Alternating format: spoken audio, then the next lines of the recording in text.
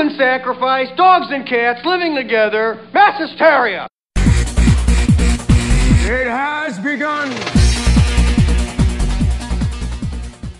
This is blasphemy. This is madness. The Hardcast. It's time for another ectoplasmic episode of the Hardcast. I'm your host, Steven, and I'm joined by Chris. Yes, it's true. This man has no dick. Tonight's discussion is about the 2009 video game Ghostbusters, published by Atari, designed by Terminal Reality. The latest installment in the Ghostbusters franchise is filled with action, mystery, and the supernatural. You play as a new recruit, and you're joined by Dr. Peter Venkman, Dr. Raymond Stantz, Dr. Egon Spengler, and Winston Zeddemore. Zeddemore, yeah. As the new experimental tester for the group, you try out all the new untested gear as you set out with the gang to battle the spectral entities that plague the Big Apple. So, Chris, did Stay Puft give you a squeeze, or did Slimer put you in a slimy situation? Yeah, all of the above. All the above, yes. Which is a good thing, because I'm a Ghostbusters fan, through and through. Like, you've been with them the entire way through, man? Of course. My mom gave birth in the back of Ecto-1. Oh, wow! That is pretty cool, man. No wonder you're such a weird guy. I know, I'm not of this dimension, so... You were born in the heat of battle, right there. Like, they were in the middle of a call, and she was pregnant. I know, I somehow escaped the trap. Oh, man. Jeez. So, like, the game, how did you talk about it? Well, I've been looking forward to this game for a long time. It's been a long time coming, really. Basically, this game has been kind of in limbo. No pun intended. Actually, pun intended. Because it got shuffled around a bit. I believe Vivendi Universal had it for a while before Activision took over. They didn't really want the title, so then Atari took over. And then they were waiting for the anniversary of Ghostbusters when they were going to release the Blu-ray and on and on. So they just kept getting more and more time to work on the game, even though everyone kind of knew the game was done. And then, along the way, you found out that all the original people were involved. At first, it was just they were going to do the voices, and then later on, they found out that they got involved with the story.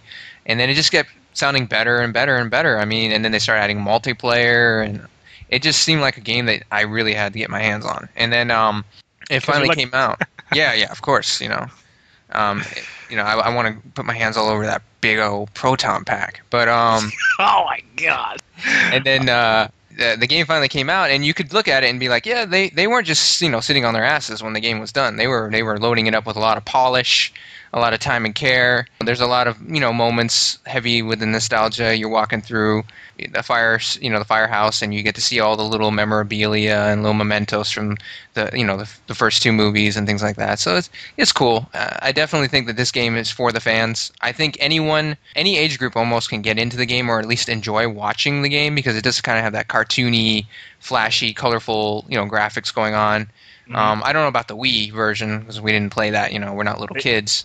They reduced the quality a lot for that one. Exactly. But yeah, they couldn't have like the high def graphics like of the other consoles. Right. It's a shame, because they did lose out on some of the quality. Like, if you were to play the two at the same time, definitely the 360 and PS3 are the true nature of the movie and the intentions that they had for it. Right. The Wii, they shrunk it. The characters, they all looked out of place. Well, the only possible advantage to the Wii version is the co-op play. Really, but that's more of a party thing. People come over, oh, it's Ghostbusters, let's shoot some ghosts, and then you don't really get the whole story element the way you did in this game, and the rich history and universe of Ghostbusters. Yep. Yeah, and it's great. I mean, back in the day, if you asked me when I was a kid, what's your favorite movie, I'd be Ghostbusters, and they'd be like, what's your favorite song? I'd be like, Ghostbusters.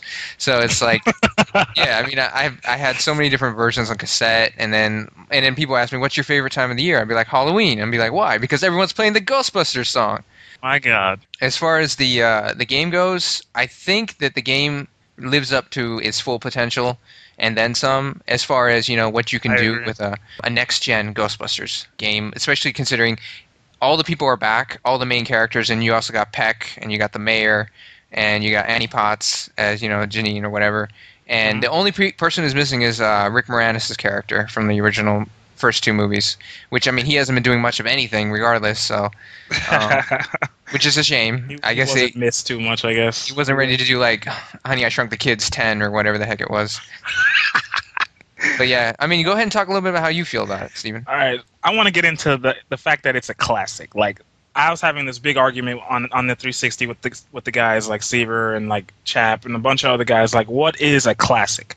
And for this game, the Ghostbusters universe, the franchise, has been with us since like our baby, since '84, yeah.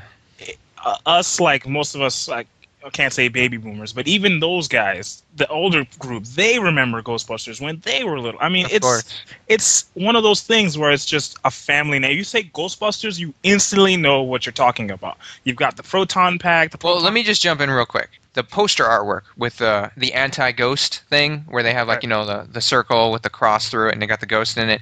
They did a poll. And this was when they were making the game. They did a poll, and they said, this is like one of the most well-known logos in the world. You show that like anywhere in the world, and people are like, Ghostbusters. And just that alone, I mean, it's not Michael Jackson or anything, but I mean, it's close. I mean, it's the next thing for a movie. That people know that icon, that logo. Everyone knows Ghostbusters. Everyone grew up on it. Yeah, exactly. It's a universal symbol, yeah. People understand it, yeah. So for it being a classic, like we were having this argument, what is a classic? They were like, Ghostbusters is this, Ghostbusters that. But for me, like, this is an instant classic. When I heard that this game was coming out, I was like, I'm going to buy it.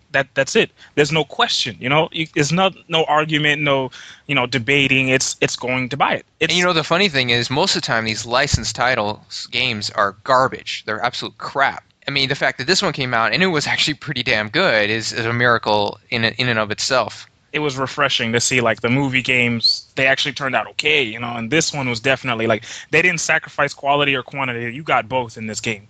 It was a pretty sizable game with lots of extra content, like the multiplayer, and you have to replay it for, like, the other achievements and stuff like that. But, like, the game in general, and by itself, it's, like, it's really and I didn't feel it was a short game at all. I mean, I felt it was basically, I got my money's worth overall.